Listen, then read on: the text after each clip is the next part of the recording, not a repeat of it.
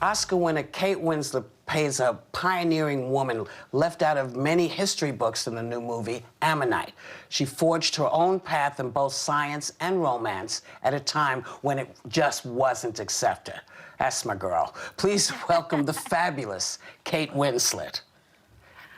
Hello. Sunny. Thank you so much for having me. Hello. Hello.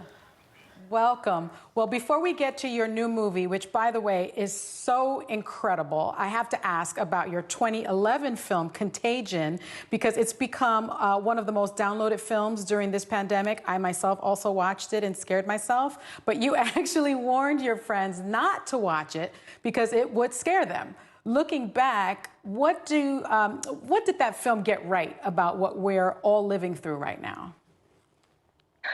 Well, I mean, the importance of washing hands, the importance of wearing a mask when they say to wear a mask.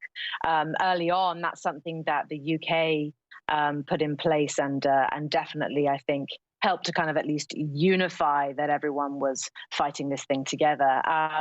But yeah, Contagion, I can't even watch it again myself. It was scary to shoot and most definitely is scary to watch, absolutely. Well, how did it prepare you personally for the pandemic? I heard you started wearing masks really early on before everyone else. Well, it definitely prepared me because I was able to meet people who worked at CDC and who were incredibly helpful when we were making Contagion. So I had at least a little bit of insight, very limited, admittedly. I'm no scientist, but had a little bit of insight into how quickly viruses like the one we're experiencing now can spread. And it just made me a lot more wary. Yeah, it definitely was because of having been a part of that film that, yeah, I was on high alert, I think, from quite early on. Well, you know, Kate, you're terrific in your new movie, which is called Ammonite, in which you play Mary Anning, a real-life paleontologist in the 1840s in England, who wasn't really given the credit she deserved for her groundbreaking work. Oh, a big surprise, right? Which was often co-opted by male scientists at the time. Hello. Now, you've said that it's important to you to uncover these types of stories. What do you want people to know about this particular character? Well, Mary Anning was a self-taught woman of scientific brilliance, very working class, lived a harsh life filled with struggle. And she made pioneering discoveries. She discovered the first ichthyosaur when she was only 11 years old. And actually later on in 1823 discovered the first what became known as the pterodactyl. But it was, she was the unsung hero of the world of fossil discovery because she was a woman, as you say. You know, the world of science back then and geology was dominated by men who would buy her finds and claim them as their own, putting their own name on them. So yeah, rich, powerful men taking away her success and bringing her story a little bit to light in our own way was an enormous privilege. She was a formidable, stoic, remarkable lady, and this film is a love story. It's a female love story. Myself and Saoirse Ronan play Mary Anning and Charlotte Murchison, and it was a real privilege to be a part of it.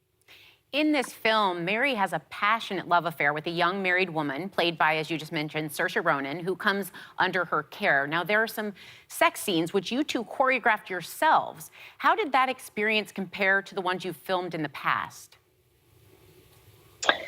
It was really important to Saoirse and I, as the two people playing these characters and allowing this story to be told in as natural and I think equal way as possible. It was important to us that we were the ones making those decisions, and at the end of the day, we're both women, and women know what women want, right?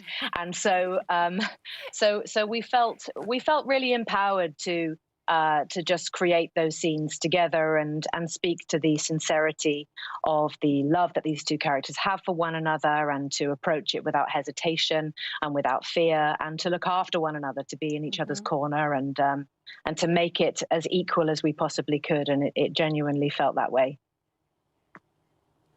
And, you know, you also said you found the lack of vanity in the film to be refreshing, and I love that you said that, from the severe clothing and hairstyle to the nudity, and that you were excited to actually have the opportunity to show your real self. Can you explain that? Yes.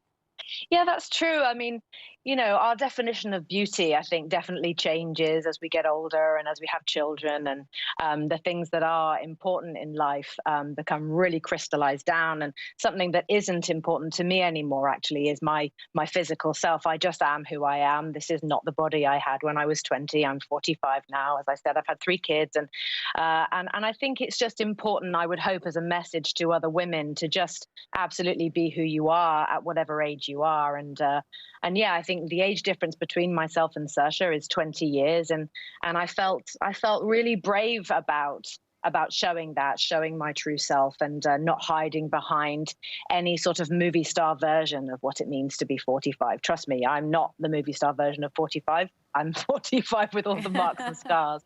Yeah, it was a really refreshing experience to just sort of be as true to myself as I could in playing this part, because Mary was very authentically exactly who she was, and I felt I needed to honor that too.